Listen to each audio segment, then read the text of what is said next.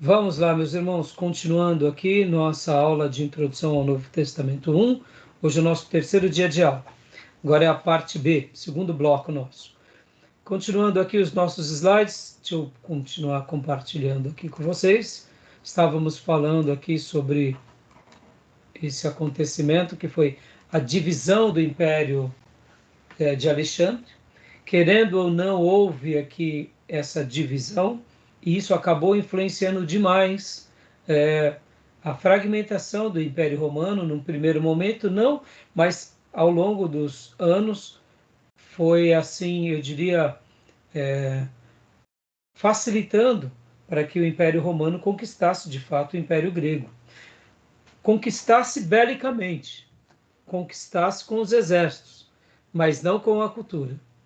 É interessante que a conquista feita pelos gregos e que a forma pelo qual os gregos se mantiveram, levando a cultura deles, levando a democracia deles, isso se perpetuou depois, inclusive no Império Romano.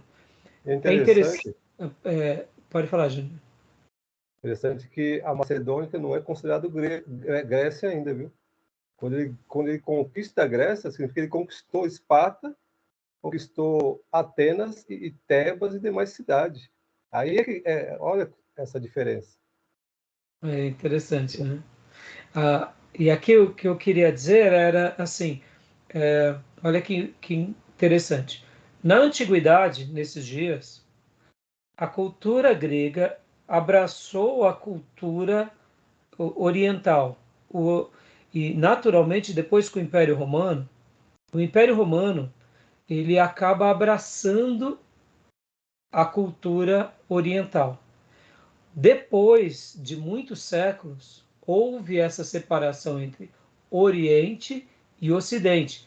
No entanto, mesmo que tivesse tido separações com relação ao Oriente e Ocidente, aquele Oriente foi marcado pela conquista romana, de alguma forma, direta ou indiretamente, né? Então a gente percebe o quanto uma cultura ela é influente, ela é determinante sobre outra cultura.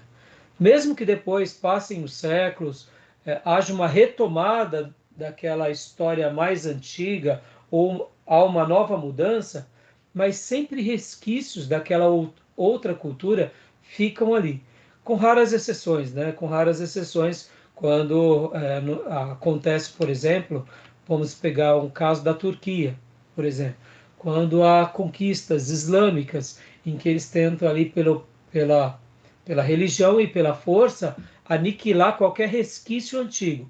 Só em casos assim, né? Mas quando a gente vê que, mesmo no Oriente, que se manteve como um império, por exemplo, vamos pegar aqui, por exemplo, os tigres asiáticos, de uma forma ou de outra, mesmo eles sendo orientais, ainda tem resquícios da cultura romana e grega neles e que marcaram eles como cidade, como polis, né? Então é muito interessante. Eu queria também falar com vocês uma outra coisa. Ah, Dentro da cultura grega, irmãos, havia a língua, havia pelo menos dois tipos de grego que predominava, que era o grupo helênico, o grupo clássico e da língua grega clássica e a língua grega comum. Então, até hoje se estuda o grego clássico, que é esse grego das elites, que são os gregos dos grandes tratados, né, mais importantes, das grandes obras, dos grandes sábios e pensadores, é chamado grego clássico. E o demais grego, que era o grego do povo, o grego comum. Então, alguns vão chamar assim de grego vulgar. A palavra vulgar vem de comum. Por exemplo, quando nós temos na Bíblia Vulgata em latim, seria a Bíblia em latim comum. A palavra vulgata vem de vulgar, e vulgar é uma outra palavra para comum. É um sinônimo, tá bom? Eu sei que é vulgata, né? Parece um nome meio estranho, né? mas e vulgar Popular, também né? para, né? Seria o popular, né? Agora, perceba uma coisa, irmãos, não é porque é um grego comum que ele seria um grego pobre de riqueza Não. literária. Ele era comum porque era a língua falada de uma forma corriqueira em todo o império. Deixa eu dar um outro exemplo. Hoje, por exemplo, no Japão, existe vários tipos de na língua japonesa. Existe pelo menos assim, eu já ouvi dizer que existe o Japão antigo, que seria o Japão arcaico. Também tem o Japão imperial e o Japão comum. Então, geralmente, na maioria das línguas, tem algumas diferenciações que seriam aqueles tratos de palavras utilizadas em alguns momentos formais. Semana passada tivemos a coroação do príncipe Charles III e da sua esposa. E no momento em que ele fazia os seus votos, ele usava de um inglês arcaico, de um inglês clássico, que não era muito usual e não era muito comum. Por quê? Porque é um inglês que representa a, as pronúncias imperiais, os tratados imperiais, os acordos imperiais. Dignatário. Oi? Os dignatários. Os dignatários. Obrigado, Júnior. Então, isso acontece em cada língua. Agora, não é porque hoje na Inglaterra se fala o inglês comum que o que é feito em obra comum é vulgar. Guardem isso, tá bom?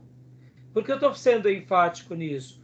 Porque hoje existem muitos linguistas que, quando vão falar sobre o grego koiné, tratam o grego koiné como se fosse um lixo. E isso não é verdade. Há uma riqueza literária de séculos de grego koiné. Pejorativo, né? Não é porque é comum que é pejorativo. É E não é isso aí. porque é comum que é um lixo. Tá bom, irmãos? Seria mais ou menos quando falamos, por exemplo, sobre a literatura portuguesa. Muitos escritores portugueses da literatura nossa portuguesa, eles escreveram com um português comum. E nem por isso é uma obra vulgar, não é, e nem por isso é uma obra inferior. Ela é uma obra comum. Mas podem ver que quando a gente estuda essas obras, elas têm a sua riqueza literária, têm a sua riqueza cultural, têm a sua riqueza para aqueles dias, tá bom? E outra coisa que eu queria destacar também, irmãos, que em prol da cultura grega sempre foi valorizada essa questão dos debates, os debates nas praças, debater ideias, chegar em conclusões democráticas. Isso tudo é uma riqueza muito grande, irmãos, que a gente não pode perder nunca, tá bom? Mas voltando Herança aqui para filosófica. Herança filosófica. heranças filosóficas, né? Heranças legais, de leis, né? de termos. Bom, agora voltando aqui para as divisões do Império. Então, Cassandro, Licímaco, Ptolomeu e Antíoco ficaram com essas regiões. Olha só, olha que interessante. Antíoco pega a região aqui, podem ver que parte, ó, aqui está Israel, tá vendo? Vai ficar sob o domínio dos Seleucidas, com Antíoco. Então vamos lá, aqui ó. Leia para nós, Júnior, pode ler para nós? Os Ptolomeus. Os Ptolomeus. Conquistaram a Judéia em 320 a.C., tolerantes para com os judeus até Ptolomeu III. Incentivo à colonização judaica de Alexandria. Seus principais reis foram Ptolomeu. Só uma pausa, Júnior. Eu tinha dito aqui, né? Aqui, na realidade, aqui a parte do norte foi pelo Antíoco. A parte do sul foi pelos Ptolomeu, porque aqui tem essa divisão, né? Ó, uma divisão bem sutil aqui. Então, continuando. Continua, Júnior. Ptolomeu. Seus principais reis foram Ptolomeu I, Sóter, conquistou a Judéia, Ptolomeu II, Filadélfia, encomendou a Septuaginta, né? Ptolomeu III, Evergetes, maior dos reis Ptolomeus, Ptolomeu IV, Filopator, e quais entra no templo e foi impedido pelos judeus, passando a odiá-los. Quis entrar no templo. Né? Isso. E Ptolomeu V, Epifanes, maltratou os judeus e perdeu a guerra para o rei Antíoco III, reino Seleucida, em 198 a.C. Olha só, 320 a.C., os Ptolomeus ganham a Judéia. E depois há uma mudança na chave aqui com Epifanes, com esse Ptolomeu V, né? Pode ver que aqui, ó, voltando aqui, ó. Aí os Seleucidas, onde está? Aqui, ó. Aqui a gente vai ter uma mudança na chave, né? Só um comentário, irmãos. Segundo alguns, e principalmente historiadores, vão falar que quando Alexandre foi conquistar a Judéia, ele teve um sonho. E esse sonho era um sonho baseado em Jerusalém, que ele não deveria fazer nada contra Jerusalém. Por essa razão, quando nós tínhamos lido há pouco, aqui atrás, que Alexandre e os seus generais já estavam a caminho e já estavam combinando com quem ia ficar os despojos do templo, eu acabei não mencionando isso. Mas vocês vão ver que com Alexandre, Jerusalém, ela é preservada. Ela é preservada. Por isso que eu vou passar para vocês, depois dessa obra aqui de Flávio Josefo, vocês verem os detalhes do que é citado, tanto por Flávio Josefo, quanto também por outros historiadores. Então, é interessante que Alexandre, mesmo sendo um grande conquistador, quando se tratou de conquistar Jerusalém, e principalmente o templo e o povo judeu, porque vocês têm que lembrar que a tribo do norte agora só restaram os samaritanos. E esses samaritanos nada mais eram do que o quê? Eles eram, na sua grande maior parte, a maioria babilônicos, né? Então, quando se tratou de conquistar Jerusalém, e nesse episódio, lembra que aqui, ó, quando a gente viu, olha que interessante aqui. Aqui. Aqui, ó. Nessa época da supremacia de Atenas, aqui o povo judeu estava reconstruindo o templo. Então, esse foi um período que logo depois disso vem o pai de Alexandre e depois vem Alexandre o Grande. Então, a gente nota que o povo judeu já estava bem estabelecido na Judéia, o templo já estava reedificado. Então, é bem interessante esse episódio, o respeito de Alexandre pelo povo hebreu e o respeito de Alexandre pelo templo. Depois, com a conquista da Judéia pelos Ptolomeus, aí aqui depois vai acontecer algo bem interessante. Essa região vai ser um palco de guerra entre os sucessores dos generais de Alexandre o Grande. Tanto os Ptolomeus quanto os Antíocos, os seus sucessores, vão ficar guerreando por essas terras durante décadas. Ora, uns tomam o povo, ora são outros. E vai ficar nessa, eu diria, troca de governo durante muitos anos. Lembram de um episódio, irmãos? Olha que interessante. Lembram de um episódio dos Gadarenos no Novo Testamento? Das cidades, aquelas cidades dos Gadarenos? Uhum. Por que aquelas cidades, elas, quando a gente vai para o Novo Testamento, vocês vão notar que ali são cidades gregas. Dá para ver que várias coisas aconteceram, e segundo alguns historiadores, a Palestina, de uma forma geral, ela ficou passando de uma mão para outra por vários imperadores e vários reis. Por isso que existem aquela região que é do Novo Testamento é chamada de Decápolis. Ó, Decapolis. Interessante isso, né? E aquela região, pode ver que eles criavam porcos, é onde ficavam os gerazenos, os gadarenos. E quem vai ser determinante na formação dessa cultura, dessas 10 cidades, são esses homens aqui. São os Ptolomeus e os Seleucidas. Vamos continuar aqui a leitura do texto. Ó. Continua para nós aqui. Agora, Maísa, continua para nós, por gentileza. Os Seleucidas. Conquista da Judéia em 198 a.C., favorecendo os judeus até Antíoco III, e os seus principais reis foram Antíoco I, caracterizou-se pela brandura; Antíoco II, Teos, rei magnânimo, fez 2 guerras contra Ptolomeu II; Antíoco III, ambicioso, conquistou a Palestina em 198 a.C. Antíoco IV, Epífanes, foi o grande perseguidor dos judeus, profanou o templo e deu início à revolta dos Macabeus. Isso aí, ó. Isso que eu quero que agora vocês, eu vou gastar um tempo aqui com vocês. Vou voltar aqui essa outra imagem, ó. Os Ptolomeus tinham conquistado, então vamos lá, ó. Percebam que, ó, os Ptolomeus conquistam a Judéia, mas depois é passado para os de Antíoco.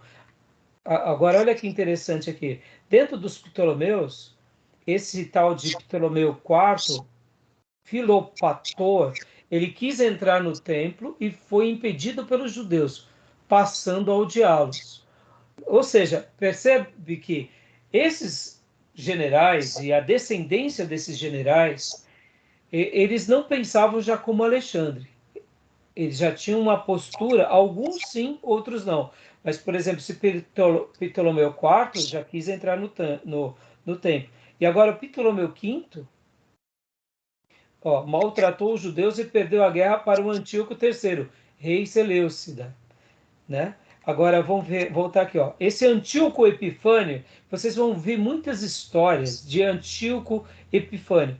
Ele foi o grande perseguidor dos judeus, profanou o templo e deu início à revolta dos Macabeus. O que Antíoco Epifânio fez? O que vocês já ouviram falar sobre o que ele fez de ter profanado o templo? Vamos lá. Sacrificou o porco lá. Exatamente. Fez o sacrifício de porco no altar. Agora vamos pegar o livro de Daniel, irmãos. Quando a gente pega lá o livro de Daniel, a gente vai ver profecias sobre isso. Profecias mostrando atos dessas questões aqui de sacrifícios terríveis. Olha lá. Daniel, capítulo de número 12. Daniel 12.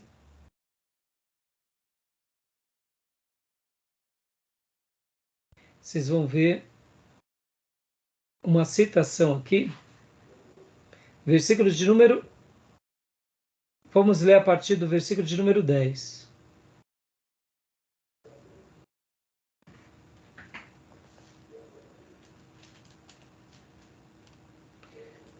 Acharam?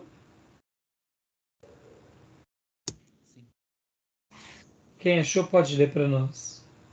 Vamos lá, Daniel 12, verso 10. Muitos serão purificados, alvejados e refinados, mas os ímpios continuarão ímpios.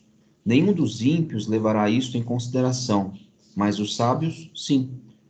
Depois de abolido o sacrifício diário e colocado o sacrilégio terrível, haverá 1.290 dias.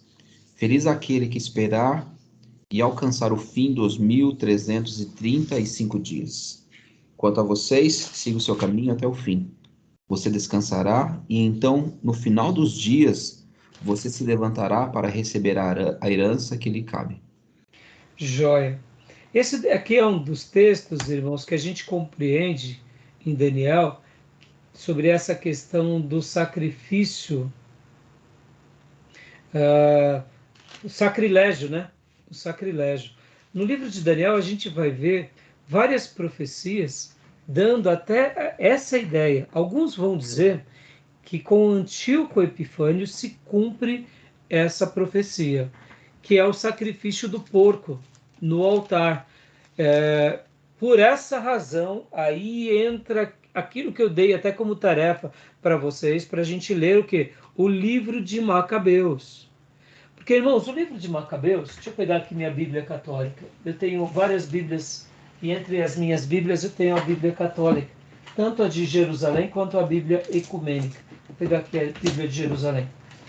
O livro de Macabeus, ele tem uma riqueza muito grande quando se trata do quê? Dessa história do povo judeu. Então, por isso que eu dei para vocês como uma tarefa extra, para que quem lesse o livro de Macabeus vai ganhar um ponto extra. Porque ele vai retratar esse exato momento aonde Antíoco Epifânios faz o sacrilégio e cria essa revolta. Então, né, se você ainda não tem uma Bíblia com os livros apócrifos, eu aconselho vocês comprarem para vocês poderem assim ler, né? Então, por isso que vai ser muito interessante quando a gente está fazendo essa leitura aqui, aonde entra o livro do Macabeus, nesse exato momento cronológico da história. Entenderam? Agora, olha que interessante, a gente passa pelos Ptolomeus e agora a gente vem pelos Seleucidas. Só que lembrando aqui, ó, os Seleucidas são diretamente uma divisão de quem? De Antíoco, né? Tá bom? Então, joia? Pastor, na minha tela tem uma faixa cinza, bem no finalzinho do slide. E nem, ó, maltratou os judeus e perdeu a guerra para o rei Antíoco III. Aí agora aparece um quadradão. Reino Seleucida em 198, A e o C já não aparece. Então tem um retângulo. Por isso que eu tenho hora que eu mudo para essa configuração aqui. Porque eu também não sei por que razão, mas aparece. Agora mudou, né? Ó. Agora mudou. Agora então, por isso, cabelos completos. Então, por isso que eu acabo mudando para essa, porque... Só que aí fica, na nossa gravação, fica algumas marcas. Mas não tem problema. Tá bom? Beleza, meus irmãos? Pastor, só uma dúvida que eu tenho aqui. Com a divisão ali dos sucessores de Alexandre, a gente tá claro aí que Seleucidas fica de um lado, os Ptolomeus de outros. Eventualmente, o tempo se passa, sucessores vão dominando, mas até então eles continuam sendo frutos da cultura grega. O conflito que há entre os dois acontece em que sentido, afinal de contas? Assim, eles perdem esse laço e Sim. eventualmente querem territórios maiores, e aí o conflito existe? Há alguma coisa além disso? Você falou a palavra correta.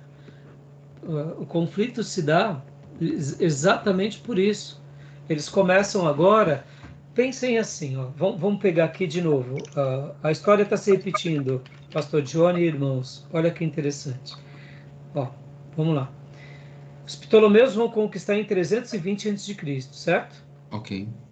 Aqui, ó, 198, já se passaram 120 anos. 120 anos. Você concorda que em 120 anos, quantas gerações já passaram, pelo menos? No mínimo umas 4. Umas 4 gerações. Você concorda que a geração, né? A geração desses 4 generais aqui, já passaram mais 4 gerações depois deles. Logo, aquilo que você conquistou, para você ficar mais forte, você tem que conquistar mais espaço. Então, a história se repete, lembra? A tribo do norte lutando contra a tribo do sul. Mas eles não eram judeus, irmãos? Eram. Mas se passaram algumas gerações, eles não queriam saber, eles queriam dominar, mesmo sendo irmãos. A história se repete. Hoje, Rússia e Ucrânia, em essência, são irmãos. É o mesmo povo. Quando você vai puxando, né, a historicidade deles. Mas, depois de algumas gerações, se tornou cidades ou nações separadas e um quer dominar sobre o outro. A história se repete, né? Como o nosso Brasil daqui a 100 anos. O que vai ser o nosso Brasil daqui a 100 anos? Quem me garante que não vão ter grupos que vão se unir e lutar contra os seus próprios irmãos para dominar uma outra área. A gente pensa, pô, mas é uma loucura isso. Mas é aquele momento, né? É o momento que a pessoa vive. Então, havia aqui pelo menos 4 gerações que já os separavam. Poderia ter a cultura, poderia ter os laços da língua, mas agora tem aquele lance da conquista do meu espaço. Vamos falar aqui de uma outra forma, Pastor Johnny. Hoje, nós não vivemos mais numa guerra bélica, mas nós vivemos numa guerra empresarial. É uma empresa que domina sobre outra, que prevalece sobre a outra. Então, pode ver. E nós, como, vamos dizer assim, peões, né, dessas guerras, a gente vai tentando se preparar para uma nova profissão quando tudo virar. E caso Deus nos dê o privilégio de sermos protagonistas nessas batalhas executivas, a gente vai querer dominar sobre o outro. Agora, é claro que, graças a Deus, isso é no que se diz respeito ao mercado de trabalho, não a questão da guerra pela guerra. Mas aqui dá para ver que é uma questão, na minha opinião, de expansão mesmo territorial, de domínio. É simplesmente isso. Aquilo lá, muitas vezes está faltando alimento aqui, sobra ali, e conquistar os meus irmãos é conquistar um espaço, né? Então, você tem que lembrar que o templo também, além de ser um lugar de adoração, era um lugar também que unia riquezas, né? Intelectualidades. A religião, ela, querendo ou não, ela te leva ao quê? A você dominar sobre um grupo de pessoas. Quem domina o templo, domina aquelas pessoas daquela região. Quem domina o templo tem, ao mesmo tempo, o quê? A possibilidade de fazer com que aqueles que adoram no templo estejam debaixo das suas diretrizes políticas. Então, é a maneira que eu penso. Posso estar até errado, viu, Pastor Johnny? Faz sentido, né? Até a questão geográfica ali, até porque de onde eles vêm, vindo do norte para o sul, tem também a questão do próprio cereal, né? Que a gente vê que tinha em abundância no Egito. Então, o senhor tocou na questão do alimento. Falta alimento aqui, mas no vizinho tem. Então, vamos conquistar o vizinho. E você pode ver, a gente vai ver uma certa paz nos dias do Império Romano, porque o exército romano ele tinha uma força muito grande e ele estava ali num momento de muitas conquistas.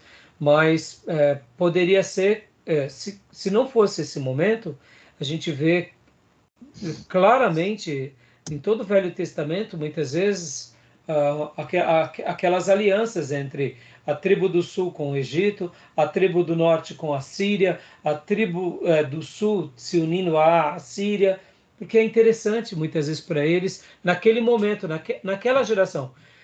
Tem que lembrar que antigamente, assim como hoje a gente tem secas a cada. Hoje nós sabemos que é o fenômeno El Niño e Laninha. A cada período há uma seca, e a cada períodos mais longos há uma seca ainda maior. Então, muitas vezes essa seca maior atinge, vamos supor, atinge uma nação, ela se enfraquece, e aí vem outro e domina, ou senão essa nação que já está se enfraquecendo, ela fica no desespero e ela começa a contra-atacar aqueles lugares em que estão com mais tranquilidade, aí eles vencem. Para quê? Para poder sobreviver. Então, a vida do ser humano vai sendo repetida, né? Indiferente do cenário, né? Então, essa é a leitura que eu faço, tá, Pastor Johnny? Eu não sou especialista sobre o assunto, né? Essa divisão aí que o Johnny tocou, a divisão ela ocorreu devido à disputa pelo poder. Depois de Alexandre, era um poder só, único. Os generais se dividiram. E o poder fragmentado, todos queriam disputar, conquistar, tirar o outro do poder e tomar. E por se terem se passado, né, Júlio, 4 gerações, imaginem, então, irmãos, essa questão da, da, vamos dizer assim, da transmissão do poder para uma nova geração é muito difícil. É muito difícil. Vamos pegar aqui a questão presidencial. Vamos pegar os Estados Unidos, né? Um bom presidente e um mau presidente, num contexto americano. E aqui mesmo, no nosso contexto brasileiro. essa transição entre um poder e outro, ela é muito forte. Agora, a gente tendo que lembrar que nesses dias haviam reis, pode ver que eram generais que depois acabam virando praticamente reis. Reis das suas regiões, né? Pode ver que as dinastias, olha que interessante, ó. Olha aqui, ó. Ptolomeu I, Ptolomeu II, Ptolomeu III, Ptolomeu IV, Ptolomeu V. Olha aqui, agora com Antíoco I, Antíoco II, Antíoco III, Antíoco IV. O que isso nos faz lembrar? Isso daqui acaba sendo uma dinastia quase de realeza, né? Pode ver que há uma sucessão quase que monárquica aqui. Então, essas transições, elas não são fáceis. Por exemplo, Antíoco Epifânio, quando ele vai e persegue os judeus, que ele profana o templo, ele cria a revolta dos macabeus. Isso daqui foi um problema para ele.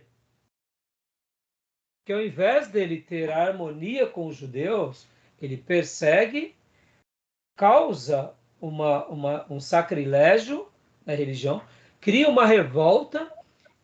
Num primeiro momento, esse governo ele é enfraquecido, porque tem uma revolta.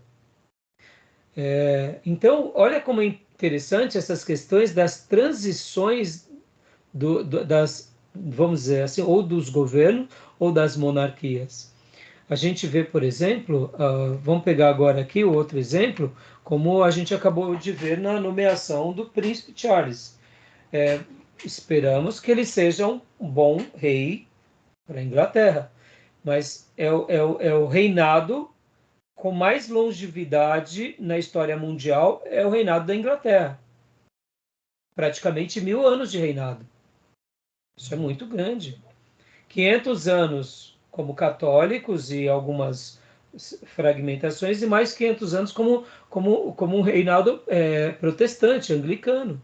1000 anos de reinado, irmãos. Isso daqui é simbólico interessante. agora, né? Hã? Porque agora é simbólico, né? Sim, sim. Quem manda é o Mas, Papa ainda. mas há uma força nessa tradição, né, Júnior? Há uma força. Assim, eu acho que a força, eu acho que eles alegam que traz muito prejuízo para o cidadão inglês, né? Então, Por mas outro você lado, fala sabe, que traz muito prejuízo porque traz turismo. para Essa, sustentar esses reis, né? bando de Mas preguiçosos. só que tem um detalhe, Júnior. Segundo, né, alguns especialistas, eu vi isso agora, logo depois da coroação. Sai mais barato também para eles, porque ao investir com a monarquia, eles resgatam uma história e dão uma identidade. Então, você vê, é uma discussão bem interessante essa. Turismo também, né? Porque essa Então, questão do turismo traz divisa para eles. sim. Mas, ao mesmo tempo, vamos torcer. A nossa geração, depois da Segunda Guerra Mundial, a gente não vê uma influência da monarquia com relação depois da Segunda Guerra Mundial, eles acabam sendo mais de enfeite mesmo, É a figura. né? Por outro lado, quando a gente para pensar sobre a questão da cultura, os valores da monarquia na Inglaterra e no Reino Unido acaba sendo muito forte, porque cria uma identidade milenar, Assim, como conhecido. Não tem cultura, força como política, né? tradição, como, por exemplo, aquela questão, por exemplo, da influência do rei no parlamento e com relação à influência do rei com a religião. Irmão, são 500 horas são quase 500 anos de igreja anglicana. Então, olha que interessante. Que é uma Quando a gente, igreja, né? é, quando a gente para olhar a história e a gente olha as conquistas da Inglaterra e as conquistas da Espanha no mundo, eles foram muitos conquistadores. Não estou falando que está certo também, tá, irmãos? Eu não estou Impérios, né? fazendo um juízo de valor, mas eu estou falando sobre as transições. Querendo ou não, são 1000 anos de história. Claro, Então, sim. mesmo que hoje seja figurativo, vamos ver no momento em que realmente precisa como que essa monarquia vai agir no momento decisivo, como eles vão atuar, porque a rainha Elizabeth ela foi muito decisiva. Alguém já disse que ela ficava de boca fechada, por isso que foi muito útil. Olha aí, quem sabe alguma mensagem para algum presidente boca aberta, ou foi os dois últimos presidentes boca aberta, né? Fecha menos a boca, que as coisas dão mais certo, né? Então, mas seja o que for, ela fez história e agora, também alguém já disse que o Príncipe Charles veio trabalhar depois de velho, né? Só foi Ó, trabalhar depois de ancião, né? ó, Esse daí cara, foi um, né? Não sempre trabalhou a multiplicou, vida toda, vai trabalhar agora, né? sempre multiplicou escândalo na monarquia, esse É. príncipe Charles, né? Mas assim, né, irmão, sim, agora voltando a falar sobre a transição de poder. Essa questão da transição de poder, lembram do filho de Nabucodonosor? Ele era um ébrio, ele era um festeiro. Logo, ele abriu as portas para a queda. Então, é interessante que essas questões, elas servem para nós como lições. Vamos falar aqui das transições de poder de uma denominação. Podem ver, irmãos, algumas denominações nascem, crescem, mas quando elas vão fazer a transição, quem substitui não é tão forte e muitas vezes há uma ruptura. Isso acontecia em todos os impérios, no Egito, nos faraós, em todas as monarquias. Isso vale para uma empresa, irmãos. Né? Podem ver que saiu o resultado da Apple semana passada, né? No calendário americano, agora está saindo bastante resultado das empresas americanas. Irmão, a Apple é uma coisa absurda. Saiu o resultado dela, uma coisa assim absurda. É a maior empresa do mundo. Percebam, Steve Jobs morreu, mas os sucessores estão fazendo um bom trabalho. Ela continua sendo protagonista. Podem ver. Nós temos smartphone e iPhone, não é assim? Nós temos no notebook e o MacBook. São coisas distintas, são mundos distintos. Aí todo mundo fala, mas é status. Mas quem tem o iPhone, quem tem o MacBook? Depois sabe a diferença. São tecnologias parecidas, mas muito distintas. Né? Tanto é que a gente nota, por exemplo, o valor dessa empresa. É uma coisa absurda. Né? O resultado dela foi absurdo. É uma coisa assim que a gente não consegue mencionar. Agora, percebam, né? Mesmo com o Steve Jobs morrendo, ele deixou um legado e a Apple, ela continua nesse legado. E como vai ser as próximas gerações? É interessante isso, né? Essa questão das transferências de poder. Isso acontece em tudo, né? Por isso que a gente precisa tomar muito cuidado. A gente precisa preparar bem sobretudo, né, no nosso caso, orar muito. Né? Vamos continuar.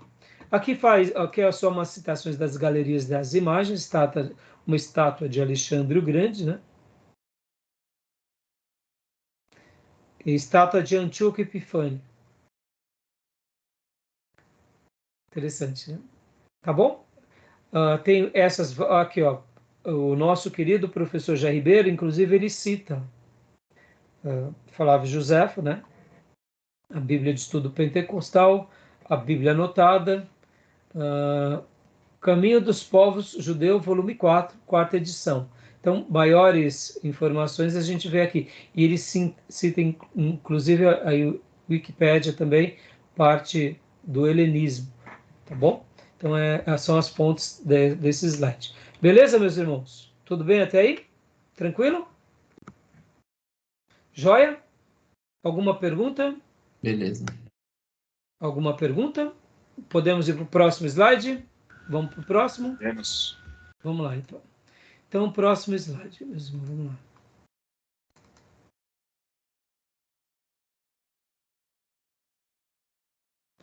Que período macabeu. Agora, joia, período macabeu.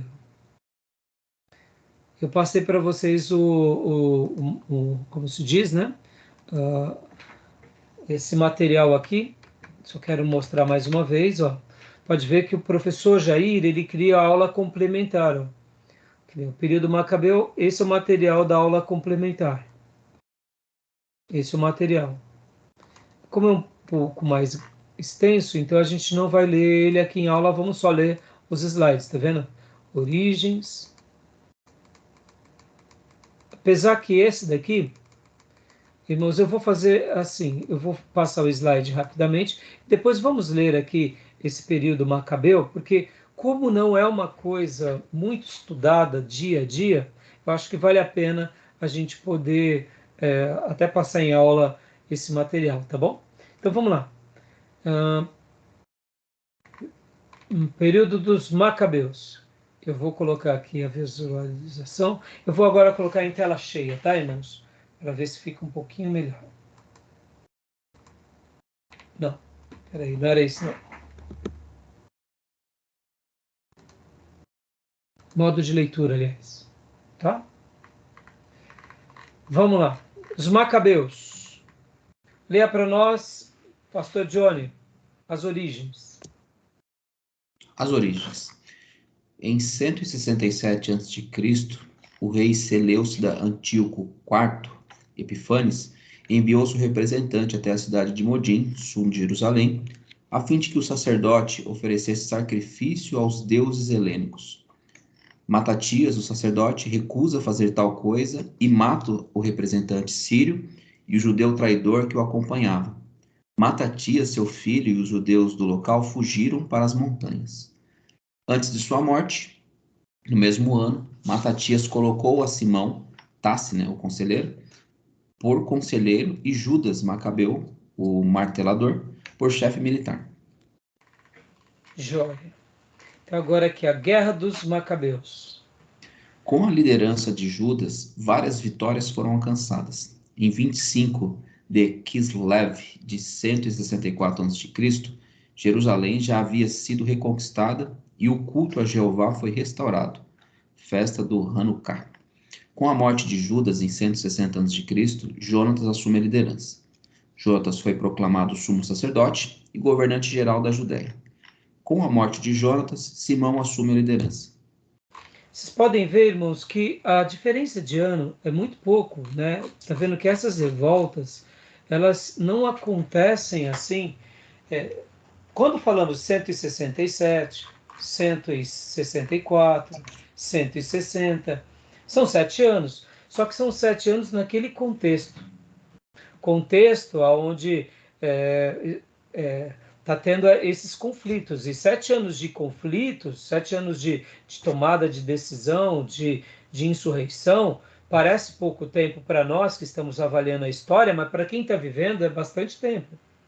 Lembram que nas histórias do Velho Testamento, quando o rei da Assíria tentava sitiar, por exemplo, a tribo do norte, depois a tribo do sul, eram o quê? Sítios de 3 anos. Quando Nabucodonosor faz a mesma coisa com a tribo do sul, são sítios de 3, assim, são períodos assim. Então, são períodos tensos, né? Então, como nós não temos, de fato, um material fora o material de Macabeus, então a gente acaba não vislumbrando esses acontecimentos, né? Mas são coisas que vão passando, são anos, são décadas, mesmo que não sejam muitas décadas, mas está acontecendo muitas coisas, né? Olha lá, Guerra dos Macabeus. Pode ler para nós, Gil, por favor, agora. Ok. Em 142 a.C., o Sinédrio proclamou a independência do Estado judaico. Simão foi nomeado governante e sumo sacerdote pelo Sinédrio. Seus descendentes, aos poucos, foram se afastando das ideias revolucionárias dos filhos de Matatias. Com a morte de Simão, seu filho, João Hircano, primeiro assume o poder.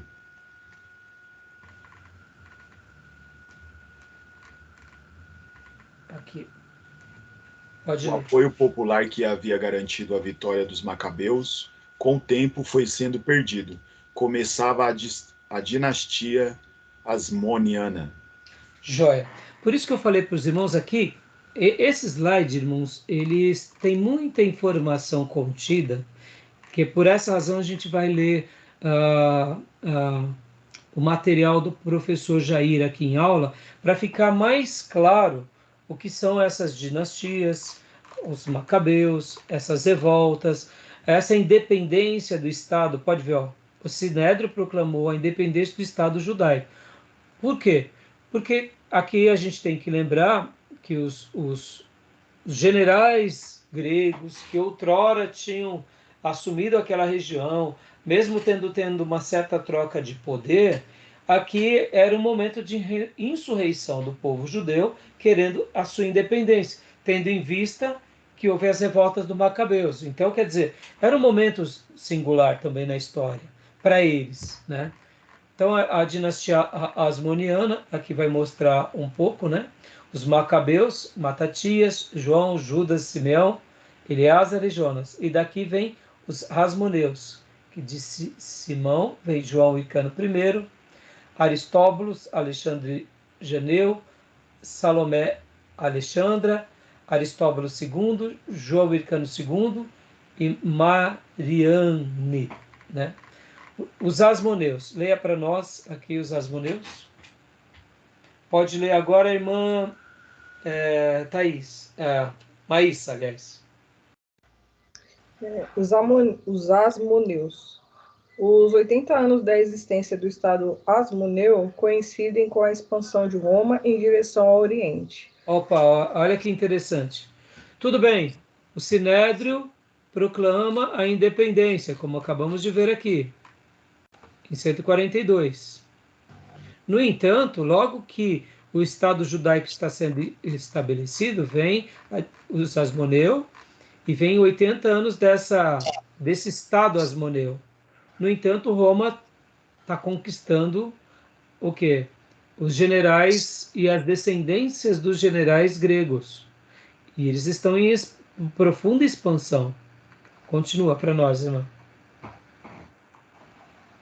No reinado de João Hircano I, a opinião popular se divide quanto à convivência de manter-se os dois cargos, sumo sacerdote e rei, nas mãos de uma única pessoa.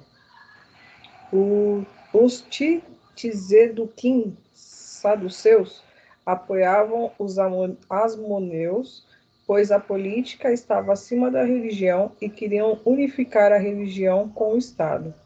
Foram rejeitados pelo povo. Dá uma pausa aqui. Olha que interessante. No reinado de João Hircano I, aqui, então vamos voltar um pouco aqui, irmãos. Ó. Você pode ver que essas dinastias, os Macabeus acabam sendo também uma certa dinastia. E aqui a gente vê as suas ramificações. Os Asmoneus, a mesma coisa. Pode ver que o nosso professor, ele coloca até como no reinado, né? João Hircano. Pode ver que aqui seriam as gerações que vão existir depois de João Hircano, né? Ó, e podem ver que no reinado de João Hircano I, aqui acontecia uma divergência, ó, sumo sacerdote e rei, né? Como que pode uma pessoa ser sumo sacerdote e rei? Então, aqui a gente já começa a ver que está tendo o quê? Uma opinião que começa a entrar em conflito. Por outro lado, olha os saduceus aqui aparecendo. É nesse... Apoiava, né? A concentração de poderes. Isso. E é nesse período da história dos Macabeus e dos Asmonianos que vão surgir a força dos saduceus e dos fariseus. Porque, logo depois em que é feito o Estado judaico, vão surgindo grupos também dentro da religião judaica com mais força política. E é interessante que é nesse exato momento que os fariseus e os saduceus vão tendo mais protagonismo, já que o Estado judaico tinha sido estabelecido. E vocês têm que lembrar que o Estado judaico, num primeiro momento, querendo ou não, ele deveria ser teocrático. Mas vocês devem se lembrar que dentro dessa teocracia, quando havia uma monarquia, a função do sacerdote era trabalhar diretamente ligada com a monarquia. Então aqui a gente começa a ver também o que?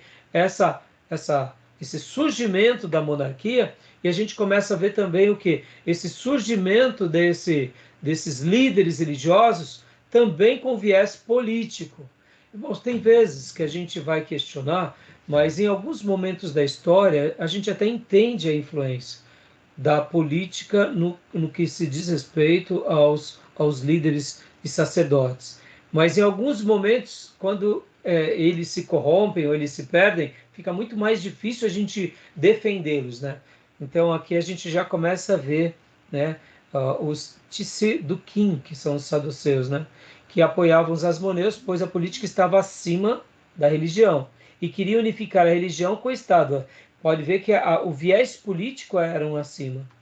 Foram rejeitados pelo povo. O povo, quando viu que a inclinação dos saduceus era mais política, teve uma rejeição por eles. Continua para nós, irmã. Os Prushim. Os Prushim, fariseus, não concordavam com os saduceus. Para eles, o Estado era menos importante que a religião. Foram atraindo para si a preferência popular. Olha que interessante. No primeiro momento, super legal, né? Olha que interessante. Mas nos dias de Jesus, os fariseus eles eram mais políticos do que os saduceus. Interessante, né? E a força dos fariseus era tão grande e a questão econômica, inclusive, era tão forte, muito mais do que os saduceus. Os fariseus, nos dias bíblicos do Novo Testamento, eles eram uma força política e econômica imensa, incomparável aos saduceus. Mas dá para ver que, num primeiro momento, a origem dele foi uma origem mais piedosa, mais bíblica, mais, vamos dizer assim, mais puritana, né? Continuando, pode continuar aqui para nós. No governo de Alexandre Janeu, as hostilidades entre saduceus e fariseus chegaram ao auge. Após ser ridicularizado pelos fariseus, Alexandre começou uma guerra civil contra eles. Os fariseus apelaram para a Síria, Império Seleucida. Opa, pera aqui, vamos voltar lá.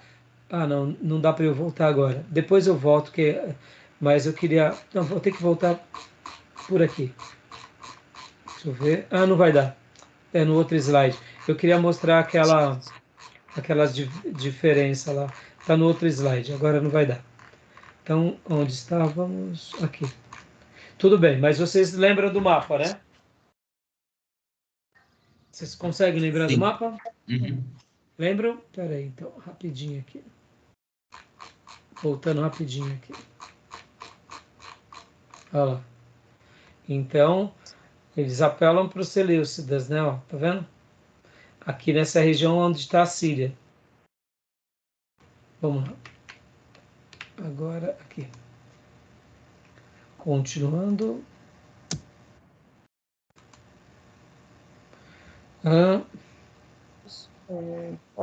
Os fariseus apelaram para a Síria. É aqui mesmo? Isso. Império Seleucida. E quase a independência de Israel foi perdida. Alexandre faz uma aliança com os fariseus. Com a morte de Alexandre, sua esposa Salomé Alexandra assume o trono, mas não o posto de sumo sacerdócio, que não poderia ser exercido por uma mulher. Os fariseus são atendidos em seu principal pedido. Salomé Alexandra seria rainha e João Hircano II o sumo sacerdote. Percebe, irmãos, que aqui está tendo um sério problema na cultura judaica. Por quê?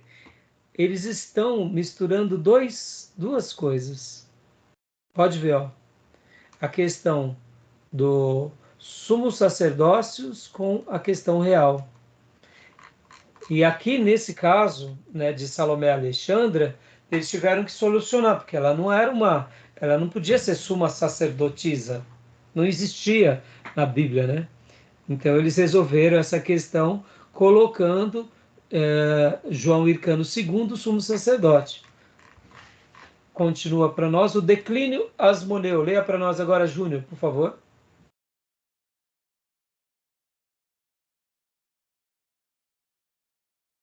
Declínio asmoneu. Isso, pode ler. Com a morte de Salomé Alexandre, há uma crise sucessória. Aristóbulo II é apoiado pelos saduceus. João Hircano II é apoiado pelos fariseus. Dá uma pausa aqui. Peraí. Olha aqui os grupos se rebelando. E aqui nós vemos o quê? Uma questão política também, né? Pode ver que há dois indicados aqui à sucessão. Agora, olha que interessante, né, irmãos? A gente começa a ver que a história novamente começa a se repetir. Lá no Reino do Norte, lá no Reino do Sul, o desejo pelo poder, a influência da religião com o sacerdote, muitas vezes o rei, que era um desviado, usava o sumo sacerdote com seus propósitos, outros sumos sacerdotes que eram piedosos não faziam as vontades do rei. Ou seja, a história vai se repetindo, né? De uma forma ou de outra, né? Então, joia, Júnior, continua lendo para nós. Aristóbulo II. Aristóbulo II vence João Hircano II e é declarado rei. João Hircano II faz aliança com o rei Aretas, Nabateia, e Antipater, Idumeia, e cerca Jerusalém, confinando Aristóbulo II e seu exército. Ó, deixa eu dar uma pausa aqui, irmãos. Olha só, Idumeia, guardem essas palavras, ó, Idumeia, Nabateia, mas principalmente Idumeia, você vai ver esse nome no Novo Testamento. Aqui, lembra que eu falei há pouco sobre aquela questão das guerras ali na região de Decápolis? É esses episódios aqui que vai estar acontecendo durante algumas décadas de embates entre um governo e outro, um reinado e outro. Então, continua para nós, por gentileza, Júnior. Sim. Aristóbulo e João Hircano apela para Roma, Pompeu. Pompeu decidiu por Hircano II e manda Aristóbulo como prisioneiro para Roma. Os judeus que não queriam ter um rei imposto por Roma se revoltaram.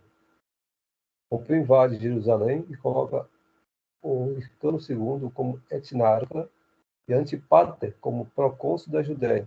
Opa, aí aqui já está tendo uma nova mudança na chave. Mas perceba, irmãos, que tudo uma questão de poder. Olha só, há uma questão de poder. Ó, Aristóbulo II vence. João Hircano apela para Roma, né? Pode ver, Aristóbulo e João Hircano apelaram para Roma depois desses embates aqui. Aí a Roma, que já estava com as suas expansões né, em plena conquista e ganhando territórios, mais do que nunca. Você acha que eles não queriam um pedaço nesse quinhão aqui? Claro que queriam. Lembrando que a região ali de Israel é uma região que dá acesso ao mar Mediterrâneo, ou seja, Jerusalém, Israel, a região ali também dos filisteus, a região de Tiro e de Sidom, são todas regiões extremamente importantes para qualquer outra região, qualquer outro império, porque você consegue entrar na Síria, em Damasco, você consegue entrar em Edom, você consegue entrar na Arábia, por onde? Por Israel. Você acha que Roma ia perder uma oportunidade de pegar um povo que estava ali em uma certa revolta e não querer dominar e colocar ali o seu poder, os seus tentáculos, né? E aí aqui a gente já vê o início do Império Romano chegando. E pode ver que os nomes mudam, né? Ele invade Jerusalém e coloca Hircano II como etnarca. Aqui já são nomes de novas designações políticas, né? Procônsul da Judéia, né? Olha que interessante. Né? Né? Interessante, né? Aqui, não entendi, Júnior, pode falar? Governo administrativo, né? Isso, exatamente. Né? Aqui já está tendo uma mudança na chave. Percebam que aqui era a Judéia como Estado, que o Sinédrio tinha se tornado autônomo, independente, agora aqui já deixando de ser o quê? Um Estado. Agora, olha que interessante, moço, porque Aristóbulo e João Hircano apelam para Roma. Mas quem apoiava essas pessoas, geralmente, na sua grande maior parte? Os grupos religiosos. Então, é onde fica a situação, quando a gente vê também que é aquela questão, irmãos, a gente coloca um rei, coloca um governante, A religião, ela se une com a questão política, e aí quando vai ver, a questão política prevalece, porque o que acontece aqui, que agora houve uma mudança na chave, né, no governo. E pode ler, Júnior, a última frase? Era o fim da independência de Israel e início do período de dominação romana. E aqui nasce, então, a história dos Herodes, da família herodiana, que nós estaremos vendo com muita frequência, onde? Na Bíblia. Agora, perceba, irmão, que esse período asmoniano de 80 anos, né, eles tiveram aqui bastante conquistas, tal, fizeram, vamos dizer assim, tiveram seus domínios, mas Roma estava em plena expansão.